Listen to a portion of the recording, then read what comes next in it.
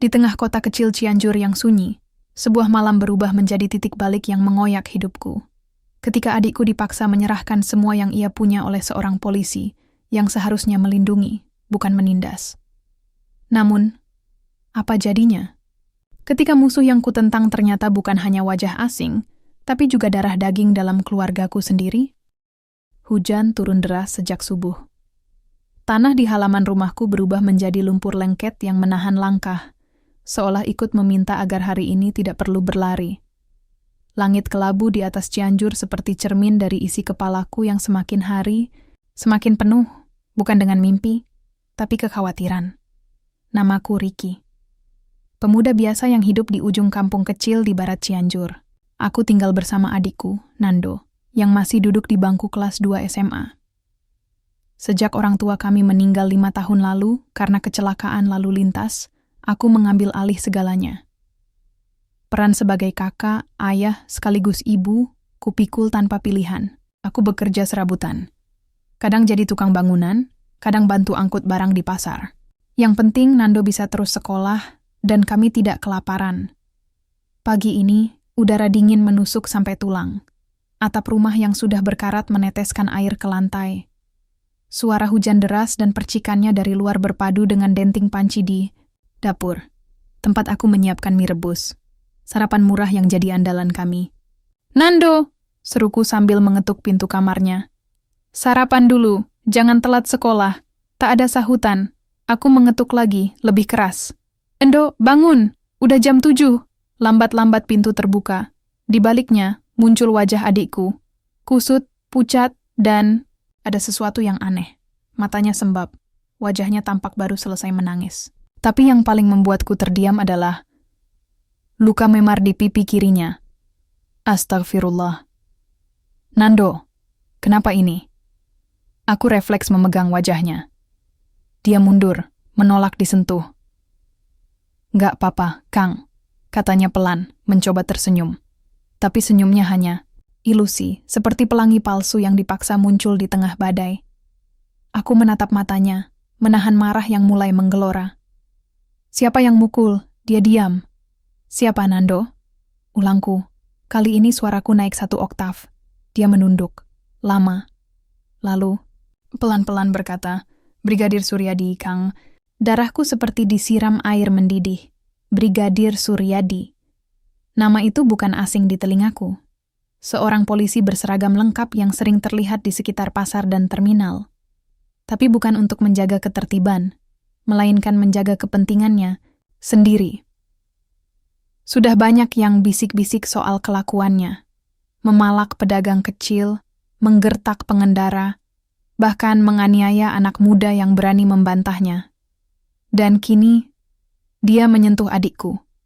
Aku duduk di kursi kayu reyot di ruang tengah. Tanganku mengepal. Napasku berat. Nando berdiri di depan pintu kamarnya, memegangi lengan bajunya yang basah, mungkin dari hujan, atau mungkin dari air mata. "Ceritain semuanya ke Akang," kataku, berusaha menenangkan diri. Nando menarik napas panjang. "Waktu kemarin pulang sekolah, aku lewat warung Bu Santi. Di sana ada Suryadi lagi duduk. Aku kira dia cuma nunggu angkot, Kang. Tapi tiba-tiba dia nyetop aku. Nanya uang jajan. Aku jawab nggak punya. Dia marah. Katanya aku ngejek. Langsung dia tarik kerahku, dorong ke tembok, terus tampar. Suara Nando mulai bergetar. Orang-orang lihat, Kang. Tapi nggak ada yang bantu. Malah pada pura-pura sibuk. Aku bangkit dari kursi. Jantungku berdetak cepat. Rasanya ingin kuburu itu orang sekarang juga. Tapi kupaksakan diri duduk kembali. Aku tidak bisa gegabah. Aku harus tenang. Tapi, bagaimana bisa? "Nando," ujarku lembut. "Besok kamu nggak usah sekolah dulu. Istirahat di rumah. Akang mau cari tahu siapa sebenarnya si bangsat itu." Nando mengangguk. Wajahnya lega, meski jelas ia masih menyimpan takut yang dalam. Hari itu, aku tidak pergi. Kerja. Biar perut kosong. Yang penting aku tahu siapa musuh kami sekarang. Aku berjalan menyusuri gang sempit kampung, menyapa beberapa tetangga dengan senyum yang dibuat-buat. Hujan mulai reda. Jalanan becek, Bau tanah bercampur daun kering menyusup ke hidung. Di warung kopi ujung gang, aku duduk bersama Pak Ujang, pria paruh baya yang dikenal sebagai koran berjalan. Semua gosip kampung dia tahu, dari urusan rumah tangga sampai soal kelakuan aparat. Pak Ujang, kataku sambil menyesap kopi hitam. Brigadir Suryadi itu siapa sih sebenarnya? Pak Ujang mengangkat alis. Kenapa nanyain dia? Suka mukulin anak-anak, Pak. Termasuk adik saya. Pak Ujang menghela napas. Yah, kamu bukan yang pertama, Ricky. Dia menunduk sebentar, lalu melanjutkan. Banyak yang udah kena tangan dia. Tapi siapa berani ngelawan? Dia itu punya beking. Dulu waktu ada anak pemuda ngelawan, malah si anak itu yang dituduh narkoba. Di penjara. Padahal anak baik-baik. Aku mendengarkan dalam diam. Hatiku makin panas. Jadi orang kampung ini udah capek, Ricky. Mau ngomong, takut. Mau ngelapor, nggak tahu harus kemana. Di mata hukum, kita ini cuma debu, ujar Pak Ujang dengan suara lirih. Aku menggenggam gelas kopi kuat-kuat. Pikiranku mulai menyusun potongan-potongan yang berserakan. Ini bukan cuma soal Nando. Ini soal semua warga yang diam karena takut. Dan aku tidak bisa jadi salah satu dari mereka. Hari menjelang sore saat aku pulang. Nando tertidur di lantai dengan selimut tipis menutupi tubuhnya. Wajahnya tenang, tapi aku tahu mimpinya pasti berat. Aku duduk di sampingnya, memandangi wajah yang selama ini kuperjuangkan. Kita nggak akan diam, Do, bisikku. Kita nggak akan takut. Hujan turun lagi malam itu, lebih deras dari pagi. Tapi aku tidak peduli. Di dalam diriku, badai yang lebih besar sedang bergemuruh. Dan badai itu sudah tak bisa dihentikan. Keesokan harinya langit Cianjur masih muram. Awan kelabu menggantung seolah belum rela melepas hujan yang semalam tak henti-hentinya turun. Jalanan licin dan sisa lumpur menempel di sela-sela sandal. Tapi yang terasa lebih lengket dari itu adalah rasa geram di dada yang belum juga reda. Nando tetap di rumah. Kupaksa dia istirahat. Wajahnya masih bengkak sedikit, pipi kirinya semburat biru ungu. Tapi dia tidak mengeluh, tidak menangis. Dia hanya diam, seperti tanah yang sudah terlalu sering dipijak, terlalu lama menahan beban. Aku membuatkan sarapan, nasi, goreng seadanya. Minyak goreng sudah menipis, tapi setidaknya cukup untuk 2 piring. Nih, makan dulu, kataku sambil menyodorkan piring ke hadapannya. Dia menerima dengan senyum tipis, tapi matanya masih kosong. Aku duduk di depannya, memandangi.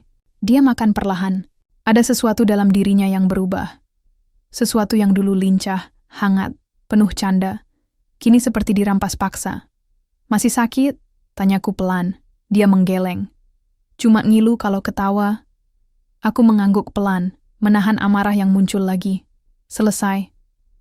Makan, aku membuka buku tulisku. Bukan buku catatan kerja, tapi lembar kosong yang mulai kugunakan untuk satu tujuan. Mencatat semua kejadian, semua nama, semua tempat. Aku tahu, kalau ingin melawan seseorang seperti Brigadir Suryadi, aku butuh lebih dari sekadar keberanian.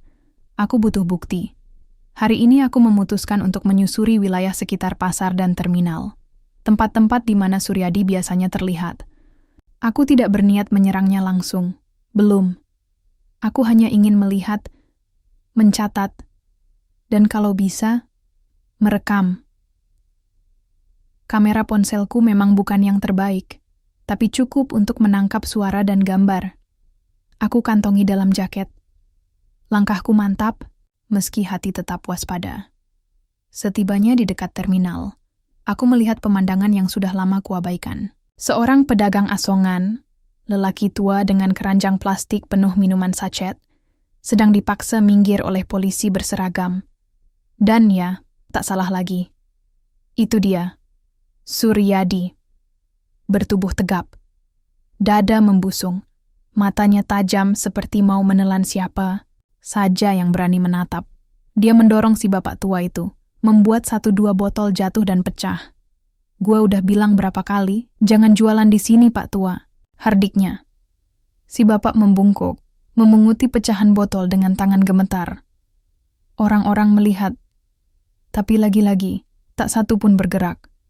Mereka diam, kepala tertunduk, pura-pura sibuk, pura-pura tuli. Aku bersembunyi di balik tiang. Saku jaketku, kubuka sedikit, kamera ponsel mulai merekam.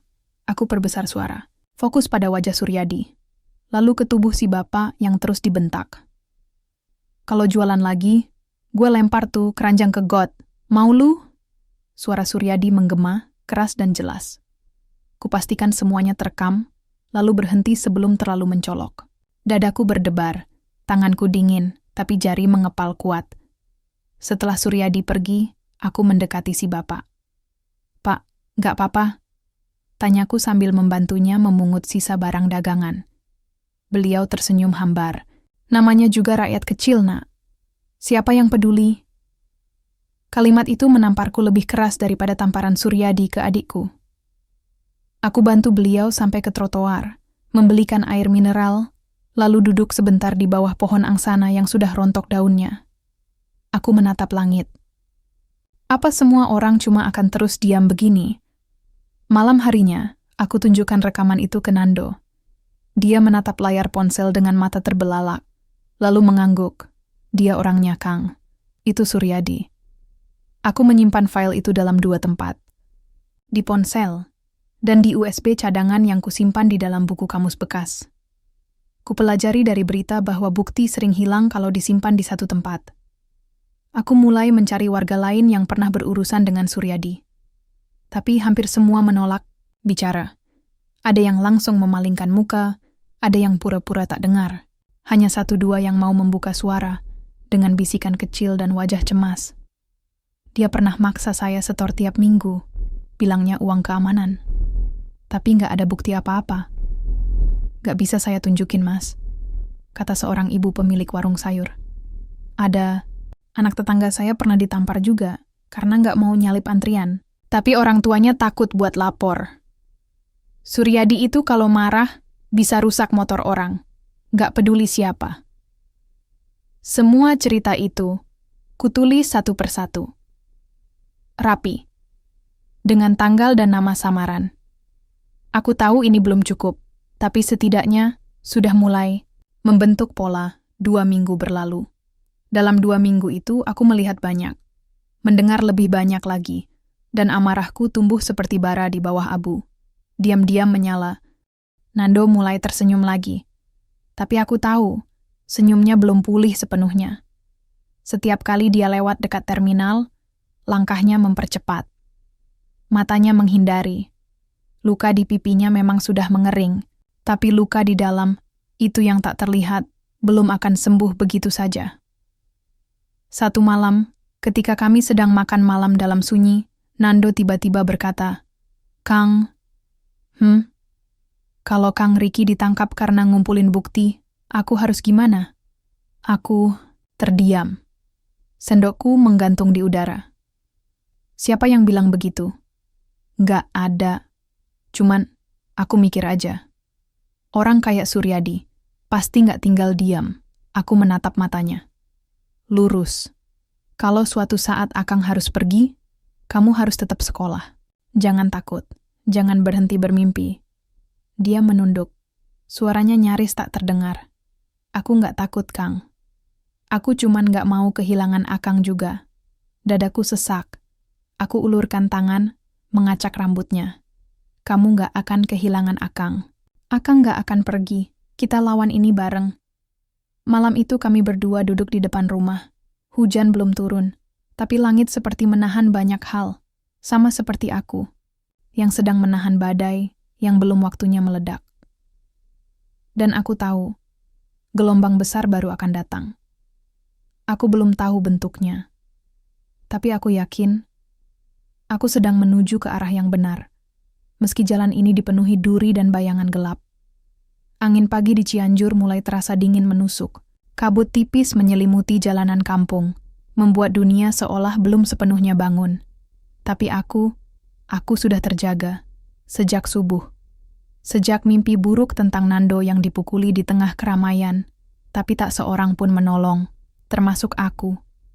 Aku duduk di depan rumah, mengenakan jaket lusuh sambil menatap jalan becek yang perlahan dipenuhi anak-anak sekolah dan pedagang yang mendorong gerobak. Di dalam kamar, Nando masih terlelap. Semalam dia baru bisa tidur lewat tengah malam, setelah berjam-jam membaca ulang buku pelajaran untuk ulangan minggu depan. Wajahnya mulai cerah kembali, tapi aku tahu, ketenangan itu rapuh. Dan aku tak bisa hanya menonton tanpa melakukan apa. Pun sudah 3 minggu sejak kejadian pemukulan itu. Dalam 3 minggu, aku telah menyusun lebih dari 10 lembar catatan, 4 rekaman video, dan 1 peta kecil. Peta yang menggambarkan jejak aktivitas Brigadir Suryadi di lingkungan kami. Semua ini kusembunyikan dalam kotak besi kecil, terkubur di belakang rumah. Dalam dunia yang tak bisa dipercaya, menyimpan kebenaran berarti harus bersikap seperti penyamun. Diam, gesit, dan tak terlacak. Hari ini aku punya rencana. Aku akan menemui seseorang yang disebut Pak Ujang beberapa hari lalu, Bu Ratna, mantan staf kelurahan yang katanya pernah hampir melaporkan Suryadi, tapi tiba-tiba mengundurkan diri dan menghilang dari perbincangan warga. Alamat rumahnya kutemukan di buku catatan warga lama. Dia tinggal di ujung desa tetangga, sekitar 1 jam jalan kaki dari rumahku. Aku berangkat selepas Nando berangkat sekolah. Tak lupa membawa bekal air dan ponsel yang penuh daya. Sepanjang perjalanan, pikiranku dipenuhi berbagai kemungkinan. Bagaimana jika Bu Ratna menolak bicara? Bagaimana jika dia justru merasa terancam karena aku datang membawa nama Suryadi? Tapi kupikir, kalau aku tidak bergerak sekarang, aku hanya akan jadi salah satu dari mereka yang diam karena takut. Aku tiba di rumahnya menjelang pukul 10 pagi. Rumah sederhana berdinding papan kayu dan beratap seng. Di depan rumah ada pot-pot kecil berisi tanaman lidah mertua dan bunga sepatu yang mulai layu.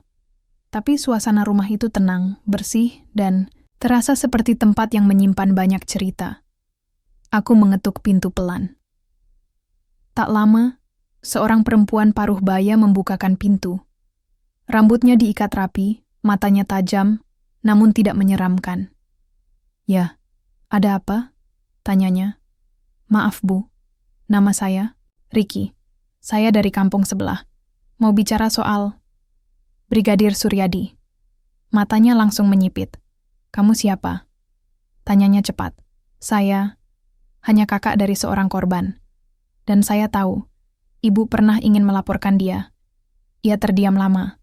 Wajahnya seketika berubah menjadi waspada. Tapi kemudian, setelah mengamatiku dari kepala hingga kaki, ia membuka pintu lebih lebar. "Masuklah. Tapi jangan terlalu lama."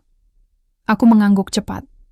Begitu masuk, ia langsung menutup gorden jendela dan menyalakan kipas angin kecil yang berdengung lirih.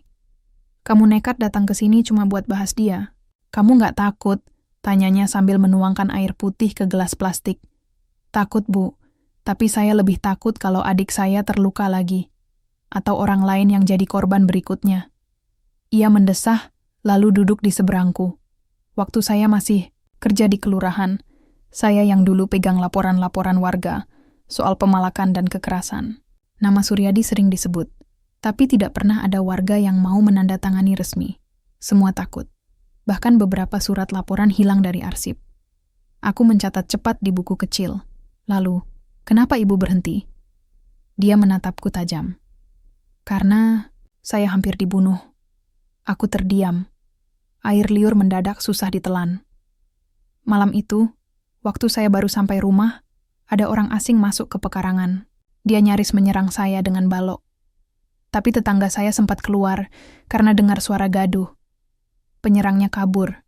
Setelah itu saya tahu, saya nggak akan aman kalau terus menantang dia. Dia menghela napas panjang. "Kamu orang keempat yang datang ke saya soal Suryadi." Aku terkejut. "Siapa yang lain, Bu?" Semuanya laki-laki muda. Semangatnya tinggi, tapi tak satu pun yang bertahan. Ada yang hilang. Ada yang ditangkap karena narkoba, padahal tidak pernah menyentuh barang. Itu, satu lagi pindah kampung malam-malam. Nggak pernah kembali. Aku mengepal tangan, mataku panas. Tapi tidak ada rasa takut. Hanya rasa, harus lebih hati-hati. "Apa Ibu punya catatan apapun? Bukti?" tanyaku berharap. ia diam sejenak, lalu berdiri dan membuka laci tua. Mengeluarkan satu map berisi 2 lembar salinan surat warga, berisi pengaduan ringan yang tidak pernah sampai ke Polres. Juga satu foto fotokopi laporan kehilangan barang yang menurutnya palsu, yang digunakan Suryadi sebagai dasar merazia pedagang. Ini aja yang tersisa.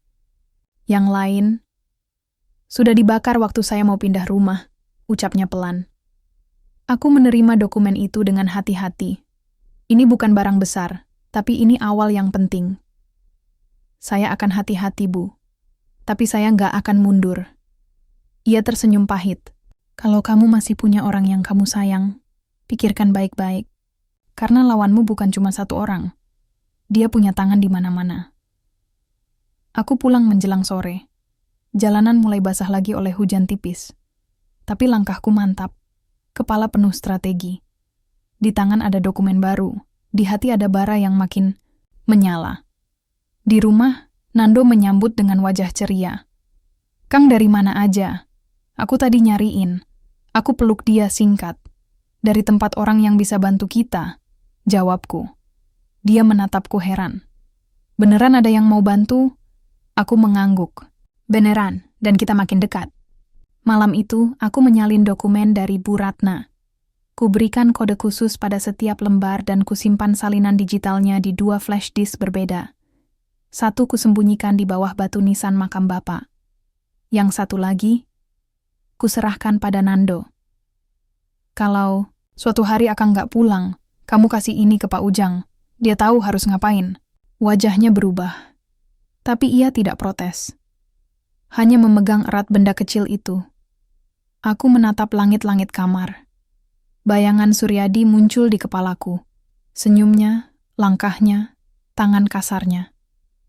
Tapi kali ini, aku mulai mengenali jejaknya.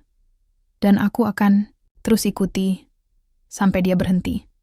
Angin pagi di Cianjur menusuk seperti belati yang ditajamkan pelan-pelan oleh sunyi. Tapi pagi itu, aku terbangun dengan kepala yang jauh lebih ringan dibanding hari-hari sebelumnya. Entah karena tidur yang cukup, atau karena tekadku mulai menemukan bentuknya. Sudah 3 hari sejak rekaman pertama berhasil kudapatkan. Wajah Suryadi yang angkuh, tangan kasarnya mencengkeram kerah baju Nando, kata-katanya yang penuh ancaman, semua terekam jelas. Dan rekaman itu menjadi titik tolak. Pijakan pertama dari perjalanan panjang yang masih penuh kabut. Hari itu, aku duduk di ruang tamu kecil yang juga berfungsi sebagai ruang makan dan tempat kerja. Laptop tua peninggalan sekolah kembali menyala dengan kabel yang mulai mengelupas dan suara kipas angin internal yang menderu seperti mesin jahit. Di layar, deretan folder mulai memenuhi desktop, data warga, bukti lapangan, saksi potensial. Setiap nama dan tempat yang kusebut dalam catatan digital ini, aku pastikan terlindungi dengan kode. Ini bukan hanya paranoia. Ini kehati-hatian yang harus dijaga, karena aku sedang menyusun puzzle beracun, dan setiap potongan bisa meledak kapan saja. Aku memutuskan untuk mengunjungi Mang Darto siang itu. Dia tukang parkir di minimarket dekat alun-alun, dan dikenal sebagai pengamat tanpa jabatan. Segala kejadian di Cianjur, mulai dari perampokan, tilang, sampai gosip guru honorer kawin lari, semuanya bisa keluar dari mulut Mang Darto dengan bumbu yang renyah dan akurat. Ia sedang duduk di bawah pohon sawo, rokok lintingan terselip di bibir, sarung disampirkan di bahu. "Wih, Ricky, jarang-jarang kamu main ke sini," sapanya, ramah seperti biasa. Aku duduk di sampingnya, memberi sebatang rokok yang langsung disambut dengan senyum lebar. "Ada perlu dikit, Mang," kataku. Tentang Suryadi. Seketika raut wajahnya berubah. Bukan ketakutan, tapi lebih kepada jengah. Suryadi, gumamnya, lalu tertawa kecil. "Kamu lagi-lagi ngomongin itu orang. Emang kamu belum puas cari masalah, Rick?" "Belum. Dan mudah-mudahan gak harus cari masalah. Saya cuma cari kebenaran." Ia menghela napas panjang, lalu menatapku lekat-lekat. "Kamu tahu nggak? Dulu Suryadi itu cuma polisi biasa. Nggak terkenal, nggak dihormatin juga. Tapi sejak dia ikut operasi gabungan sama TNI 3, tahun lalu, hidupnya berubah." Aku mencatat cepat. Dia jadi deket sama beberapa oknum. Dapat proyek pengamanan, bisa ngatur razia sembako, sampai masuk ke pembagian kios pasar. Bahkan katanya, ada pejabat dari kecamatan yang tutup mata karena dia nyetor rutin. Aku melongo. Pejabat juga terlibat? Mang Darto tertawa kecil. Nak, jangan kaget. Di sini kadang seragam jadi tameng, bukan tanggung jawab. Kalau nggak kuat iman, seragam malah bikin orang rakus. Aku mencatat lebih banyak. Beberapa nama disebut, beberapa tempat disinggung. Aku tak yakin bisa menindaklanjuti semuanya, tapi satu yang jelas. Suryadi bukan sekadar preman berseragam. Dia jaring laba-laba yang menjerat banyak kepala. Sebelum aku pamit, Mang Darto menyelipkan selembar kertas kecil ke tanganku. Ini nomor orang kelurahan yang dulu pernah bentrok sama Suryadi. Namanya Pak Wawan. Tapi hati-hati, dia nggak gampang percaya orang. Sore hari, aku kembali ke rumah dan menemukan Nando sedang menggambar sesuatu di halaman. Seperti biasa, dia menggunakan krayon bekas dan kertas kalender bolak-balik. Tapi, yang membuatku terdiam adalah gambar yang sedang dia kerjakan. Di kertas itu, terlihat seorang anak kecil berdiri di depan sosok tinggi berseragam. Tangan si berseragam mencengkeram kerah bajunya, dan di latar belakang ada rumah-rumah yang gelap dan sepi. Nando, ini siapa? Tanyaku pelan. Dia hanya mengangkat bahu. Cuma gambar. Tapi aku tahu, itu bukan gambar biasa. Itu pengakuan. Dan seperti banyak pengakuan lainnya, hanya bisa dituangkan melalui krayon, bukan kata-kata. Aku duduk di sampingnya. Kalau Akang berhasil ngumpulin cukup bukti, kita bisa lapor ke orang yang lebih tinggi. Ke provinsi, atau bahkan ke media. Nando menatapku dengan mata ragu. Kalau mereka juga takut, Kang? Aku terdiam, lalu menjawab dengan suara rendah, tapi yakin. Kalau semua takut, nggak akan pernah ada perubahan. Tapi kalau satu aja berani, kadang cukup buat nyalain api. Malam itu, aku mulai menyusun strategi. Siapa yang bisa diajak bicara, di mana tempat yang aman, dan bagaimana menyimpan semua bukti ganda. Aku menghubungi nomor yang diberikan Mang Darto. Setelah beberapa dering, terdengar suara berat dari seberang. Ya? Pak Wawan? Saya Riki. Dapat nomor ini dari Mang Darto. Saya mau bicara soal Suryadi. Diam sejenak. Kamu sendirian? Iya. Besok malam, jam 7. Warung kopi belakang bengkel lama. Jangan telat. Klik telepon dimatikan sebelum sempat kuucapkan terima kasih. Tapi jantungku justru berdetak lebih cepat. Ini bisa jadi kunci. Atau jebakan. Tapi tak ada jalan mundur lagi. Dan saat aku hendak tidur malam itu, kulirik kembali foto Nando yang tertawa di hari ulang tahunnya tahun lalu. Masih lengkap senyum, belum tercoret trauma. Aku berjanji dalam hati. Entah seberapa dalam aku harus menyelam dalam lumpur ini, aku akan bawa cahaya. Biar siapapun yang bersembunyi dalam gelap, akhirnya kelihatan. Dan malam itu, jejaknya semakin jelas. Jejak yang perlahan-lahan membawaku ke kedalaman yang tak pernah kubayangkan. Jam sudah menunjukkan pukul 7 kurang 10 menit. Aku berdiri di seberang bengkel tua yang sudah bertahun-tahun tak lagi berfungsi. Di belakangnya, warung kopi sederhana tampak sepi. Hanya satu lampu kuning menggantung di tengah atap seng yang berderit pelan ditiup angin malam. Aku menarik napas panjang, mengenakan jaket hitam yang sudah mulai aus di ujung lengan, dan topi, lusuh untuk menutupi sebagian wajah. Bukan karena ingin terlihat mencurigakan, tapi karena berjaga-jaga. Semakin jauh aku melangkah, semakin sadar bahwa satu kesalahan kecil bisa membuka semuanya. Aku menyeberang jalan, masuk ke warung. Hanya ada 2 bangku plastik dan 1 meja kayu. Seorang pria tua bertopi duduk di pojok, ditemani secangkir kopi hitam dan rokok yang menyala di antara jari-jarinya. Tak salah lagi, itu pasti Pak Wawan. Permisi, Pak. Saya Riki. Sapaku pelan. Dia menatapku sebentar. Matanya tajam, penuh waspada, tapi tak ada ancaman di dalamnya. Duduk, katanya singkat. Aku duduk. Penjual kopi menghampiri. Tapi Pak, Wawan langsung mengangkat tangan, memberi isyarat bahwa kami tak butuh apa-apa. "Kamu anaknya Pak Dayat ya?" tanyanya tiba-tiba. Aku terdiam, lalu mengangguk. "Berarti kamu adik kandungnya si Nando?" "Betul, Pak. Bapak kenal?" Dia hanya tersenyum miris. "Ayahmu dulu orang baik. Kepala dusun yang berani. Tapi keberaniannya yang bikin dia mati muda." Dadaku langsung sesak. "Pak Dayat kecelakaan, bukan?" Pak Wawan menatapku lurus. Kecelakaan yang terlalu rapi. Remblong di jalan yang rata, sopir yang hilang, saksi yang tiba-tiba pindah. "Kamu pikir itu kebetulan?" Aku menelan ludah. "Bapak pikir Suryadi terlibat?" Dia mengangguk pelan. "Suryadi dulu anak baru, belum sekuat sekarang. Tapi dia sudah mulai ikut-ikutan main di tanah sengketa. Waktu ayahmu nolak bantu proses penggusuran ilegal itu, dia langsung jadi target." Aku memejamkan mata. Semua kenangan masa kecil datang bertubi-tubi, tangisan ibu, pemakaman yang sepi, dan kata-kata orang dewasa yang hanya bilang, "Nasib buruk." Ternyata bukan nasib, tapi rencana. Pak Wawan mengeluarkan sebuah amplop coklat dari tas kecilnya. Isinya laporan tanah, peta sengketa, dan tanda tangan yang dipalsukan. Suryadi terlibat langsung. Tapi laporan ini nggak pernah sampai ke pengadilan. Habis ditarik dari kelurahan. Aku membuka amplop itu perlahan. Kertas-kertas di dalamnya sudah menguning, tapi tulisannya masih jelas. Ada nama Suryadi tertulis sebagai saksi pengamanan. Tapi di bawahnya terdapat surat keberatan dari Pak Dayat, ayahku sendiri. Tanganku bergetar. "Kalau kamu punya nyali, kamu bisa terusin ini. Tapi ingat, kamu bukan cuma lawan satu orang.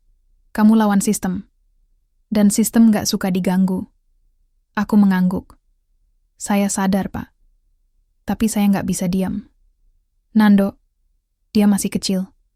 Dan dia gak boleh tumbuh besar dalam ketakutan kayak gini."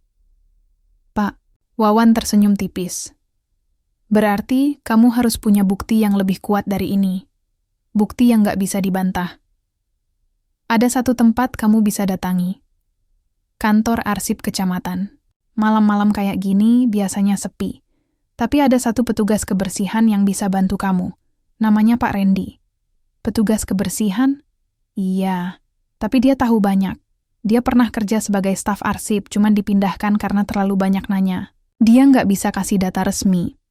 Tapi dia bisa tunjukin di mana kamu bisa nemuin apa yang kamu cari." Aku mencatat cepat. "Dan satu lagi, Ricky." Lanjut Pak Wawan. Nadanya berubah lebih serius. "Kamu harus siap kalau ternyata yang kamu lawan bukan orang asing." Aku mengernyit. "Maksudnya?" Dia menatapku agak lama. "Kadang, luka yang paling dalam justru datang dari yang kita percaya, atau yang punya darah yang sama." Aku berjalan pulang dengan kepala penuh suara.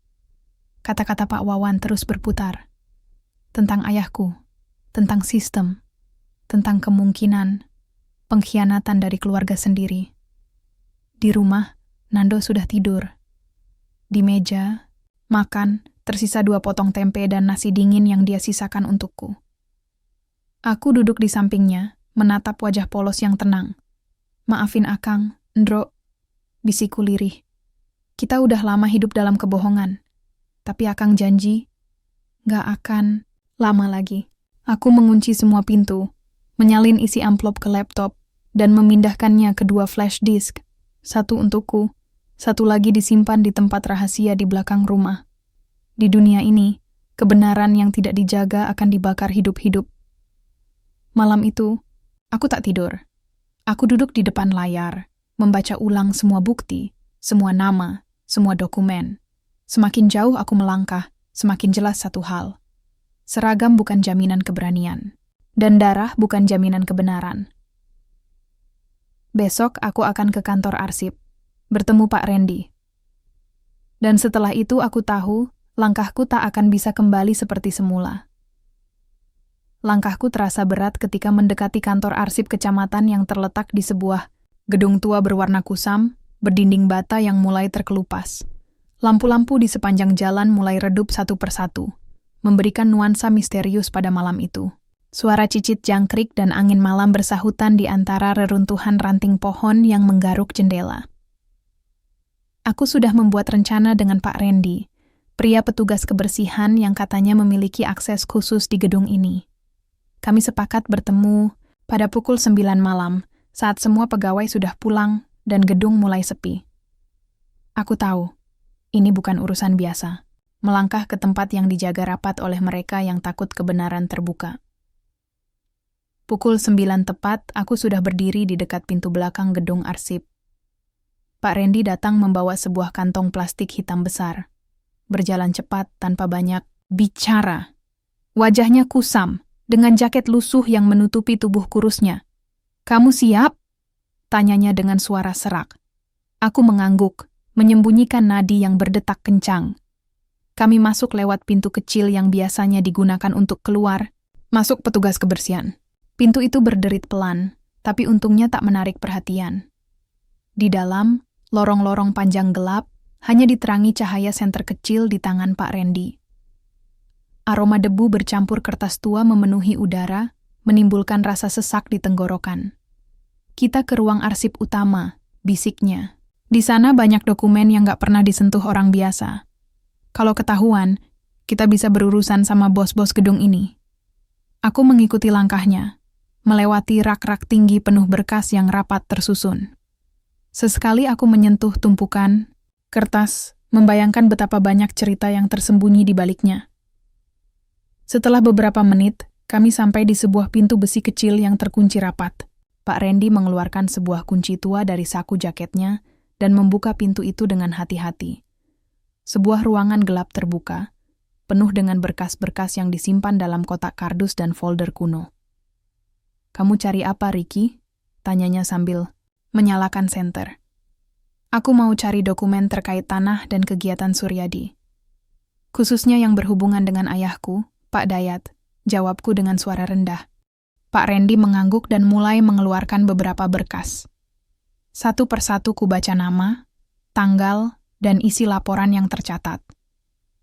Ada beberapa laporan kecil yang memang selama ini tidak pernah sampai ke tangan publik, tapi cukup untuk membangun gambaran besar. Tiba-tiba aku menemukan sebuah map bertuliskan Kegiatan Pengamanan Khusus, Operasi Gabungan TNI dan Polri. Kulihat dalam daftar nama ada nama Suryadi dan beberapa pejabat desa yang aku kenal. Aku membaca isi berkas itu dengan seksama. Ternyata ada banyak kegiatan yang berbau pengamanan pasar gelap, razia ilegal, dan bahkan intimidasi terhadap warga yang menolak sogokan. Di beberapa halaman, terdapat catatan keberatan warga yang ditandatangani oleh ayahku. Namun yang membuatku terkejut adalah catatan tambahan dengan tinta merah. Berisi instruksi dari pihak atas, agar kasus-kasus tersebut diselesaikan secara internal dan jangan sampai ke pengadilan. "Ini buktinya," bisikku pelan. Pak Randy menatapku serius. "Kalau ini sampai tersebar, bisa membuat gempa besar. Tapi kamu harus hati-hati. Banyak orang kuat yang nggak mau ini keluar." Aku mengangguk. Dalam hati aku tahu, aku sudah berada di garis depan perang yang tak terlihat. Tak lama, suara langkah kaki terdengar dari lorong. Kami buru-buru menutup map dan bersembunyi di balik rak. Seorang pria berbadan besar dan mengenakan seragam satpam melewati pintu ruangan tanpa curiga.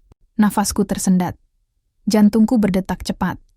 Setelah satpam berlalu, aku dan Pak Randy bergegas keluar dari ruangan, kembali menutup pintu besi dan menguncinya rapat. "Ini sudah cukup untuk awal, Ricky. Tapi kamu harus siap menghadapi segala risiko," ujar Pak Randy dengan wajah serius. Aku menarik napas dalam-dalam, menatap gedung tua yang kini terasa lebih menakutkan dari sebelumnya. "Tidak ada jalan mundur sekarang," kataku. Di rumah, aku menyimpan dokumen itu di tempat tersembunyi dan mulai menyiapkan rencana untuk berbicara dengan orang yang bisa dipercaya. Namun di balik semua itu, satu pertanyaan menggangguku. Seberapa dalam jaringan yang melindungi Suryadi? Dan apakah aku akan bisa melawan sendirian? Malam itu, aku menatap langit-langit kamar, bayangan Suryadi yang arogan dan dingin terus muncul di pikiranku. Aku harus menang, bukan hanya untuk adikku, tapi untuk semua yang pernah disakiti. Dan aku berjanji, aku akan menemukan kebenaran. Meskipun harus melawan seragam dan darah. Pagi itu, langit Cianjur mendung berat. Seolah ikut merasakan ketegangan yang merambat di sekitarku. Sejak aku keluar dari kantor arsip, langkahku tak pernah benar-benar tenang. Setiap suara yang terdengar, setiap tatapan yang menyergap dari kejauhan, membuat dadaku sesak. Ini bukan lagi soal bukti atau dokumen, tapi soal nyawa. Beberapa hari berlalu sejak malam penuh ketegangan itu. Aku mulai merasakan tekanan dari berbagai arah. Telepon berdering tanpa suara di ujungnya. Motor yang lewat depan rumah tanpa tujuan jelas. Bahkan saat aku membawa Nando ke sekolah, ada sosok berjaket hitam yang selalu mengintai dari kejauhan. Aku mencoba tetap tenang di depan Nando, tapi anak itu mulai bertanya, "Kang Riki, kenapa ada orang yang selalu lihat aku? Aku takut." Suaranya kecil dan bergetar. Aku mengelus rambutnya. "Tenang, Endro. Akang akan jaga kamu. Kita cuman harus hati-hati ya." Namun, di balik ucapan itu, aku tahu betul, ancaman ini nyata. Hari itu aku menerima pesan singkat dari nomor tak dikenal. "Berhenti, atau kamu dan keluargamu akan menyesal." Aku menggenggam ponsel, sampai jari-jariku memutih. Nafas yang tertahan, seolah ingin meledak menjadi kemarahan dan rasa takut. Tapi aku tak bisa mundur sekarang. Aku harus terus melangkah. Aku memutuskan menemui Pak Wawan lagi. Di warung kopi yang biasa, wajahnya muram saat aku bercerita. Mereka mulai gerak. "Suryadi dan kroninya nggak mau kasus ini terbuka," katanya serius. "Kamu harus siap, Riki. Ini bukan cuma soal hukum, tapi soal hidup mati." Aku mengangguk, menelan ludah. "Aku nggak bisa mundur, Pak. Nando butuh aku, dan aku harus berani." "Pak," Wawan menghela napas. "Kalau begitu, kamu harus punya perlindungan. Temui Kang Haris, dia mantan anggota TNI yang sekarang aktif bantu warga di sini. Dia bisa jaga kamu."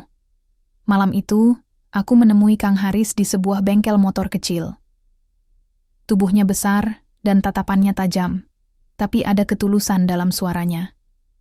"Kamu lagi berhadapan dengan ular berbisa, Riki. Tapi aku di sini, siap bantu," katanya singkat. "Pertama, kita perkuat keamanan rumah kamu. Pasang kamera, atur pos jaga." Aku merasa sedikit lega, tapi tetap waspada.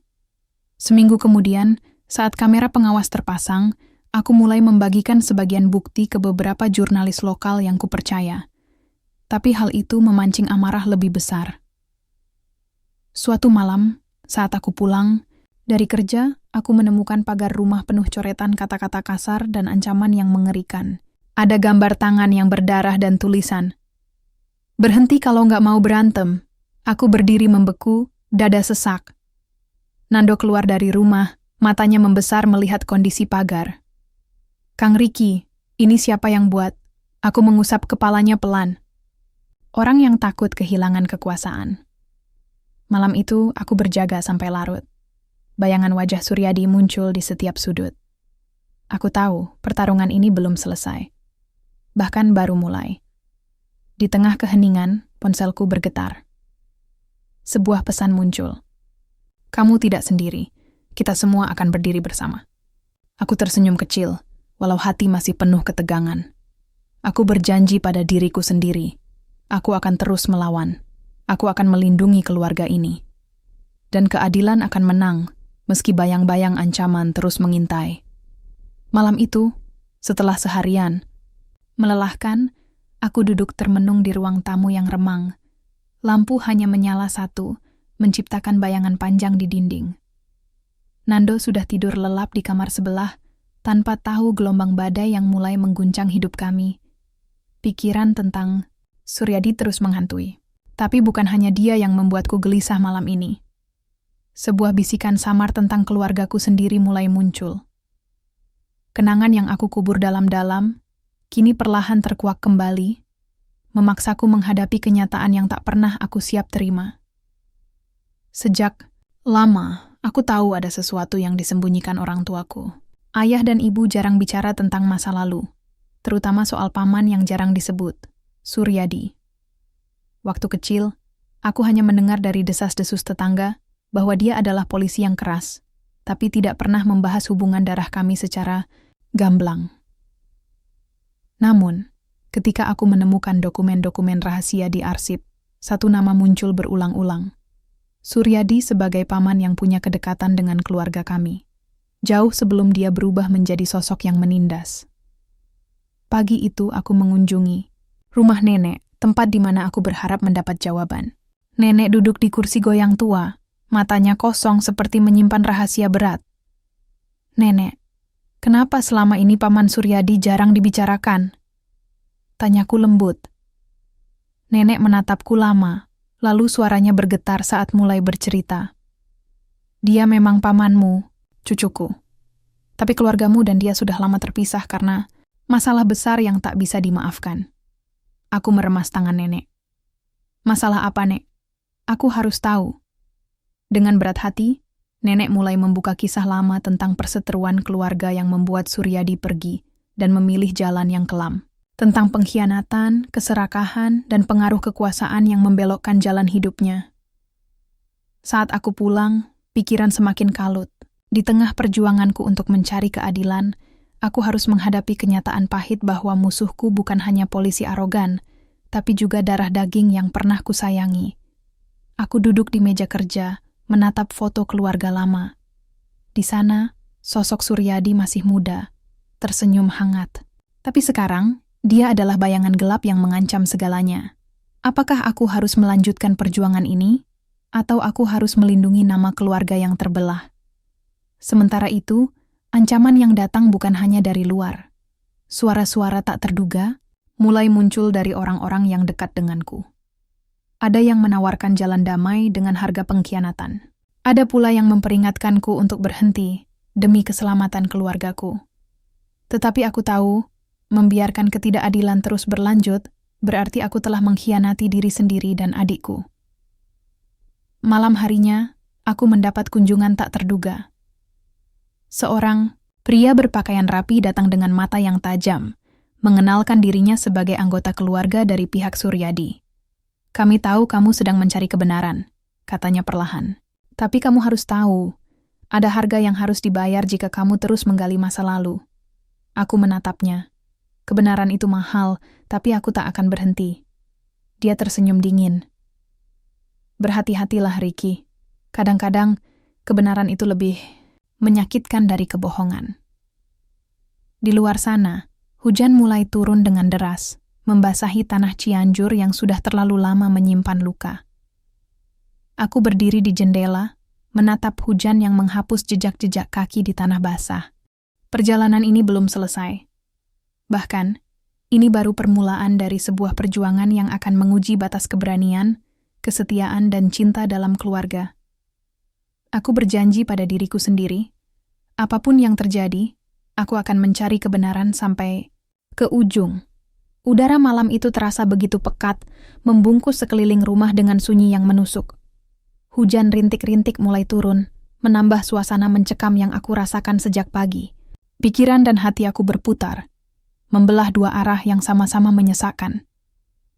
Kebenaran yang aku cari selama ini sudah mulai menampakkan wajahnya. Bukan hanya tentang Suryadi, tapi juga tentang aku, keluarga, dan apa artinya sebuah keadilan. Sejak pertemuan dengan pria dari keluarga Suryadi, aku merasa beban di pundakku semakin berat. Semua rahasia yang kutemukan, semua ancaman yang datang, dan segala risiko yang harus aku hadapi terasa seperti jurang yang memisahkan aku dari kedamaian. Aku duduk termenung di teras, menatap hujan yang membasahi tanah halaman. Nando tidur di dalam, tidak tahu badai yang sedang menimpa kami. Aku tidak ingin dia terjerumus dalam konflik yang bukan pilihannya. Pagi harinya, aku mendatangi rumah Suryadi. Bukan untuk bertengkar, tapi untuk mencari jawaban langsung darinya. Aku tahu, ini langkah berani atau mungkin bodoh. Namun, rasa ingin tahu dan kebutuhan akan kejelasan mengalahkan rasa takutku. Di ruang tamu yang sederhana tapi rapi, aku menatap pria yang selama ini menjadi musuh dalam perjuanganku.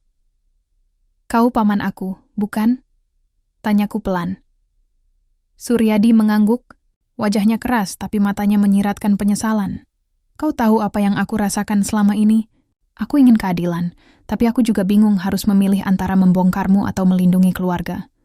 Dia tersenyum getir. Ricky, aku bukan pahlawan. Aku punya pilihan yang sulit, dan aku juga berjuang dengan caraku sendiri. Tapi aku tak pernah bermaksud menyakiti kalian. Pembicaraan itu membuka luka lama. Suryadi menceritakan bagaimana ia terjebak dalam tekanan lingkungan kerja dan perintah atasan, hingga akhirnya memilih jalan yang keliru demi melindungi nama keluarga besar. Aku mendengarkan, tapi hatiku tetap berat. Bagaimana aku bisa percaya? Bagaimana aku bisa memaafkan? Hari-hari berikutnya penuh dengan dilema dan pergulatan batin. Di satu sisi, aku harus membongkar kebenaran demi keadilan yang selama ini terabaikan. Di sisi lain, aku melihat sisi manusiawi dari paman yang dulu kucintai. Suryadi menawarkan sebuah kompromi. Berhenti melanjutkan tindakan sewenang-wenang dan bersama-sama memperbaiki keadaan secara diam-diam, tanpa membuat gaduh. Namun aku tahu, itu bukan solusi. Diam berarti membiarkan ketidakadilan terus berjalan. Suatu malam, aku berdiri di depan cermin, menatap wajah yang sama yang setiap hari berjuang menghadapi kenyataan keras ini. Apakah aku siap kehilangan keluarga demi kebenaran? Tanyaku, pada diri sendiri. Hatiku berteriak keras. Keadilan harus menang. Tapi darah selalu mengikat erat, sulit diputus. Akhirnya, aku membuat keputusan berat. Aku akan terus berjuang, meskipun harus melawan paman sendiri. Aku akan membuktikan bahwa darah tidak boleh menjadi tameng bagi ketidakadilan. Aku tahu ini awal dari perjalanan yang penuh luka dan pengorbanan. Dan aku siap menghadapi semua itu. Hari-hari setelah keputusan berat itu, hidupku berubah drastis. Aku merasa seperti berjalan di atas tali yang sangat tipis. Satu langkah salah bisa menjatuhkan semuanya. Di balik perjuangan membela kebenaran, ada tekanan besar yang terus mengintai.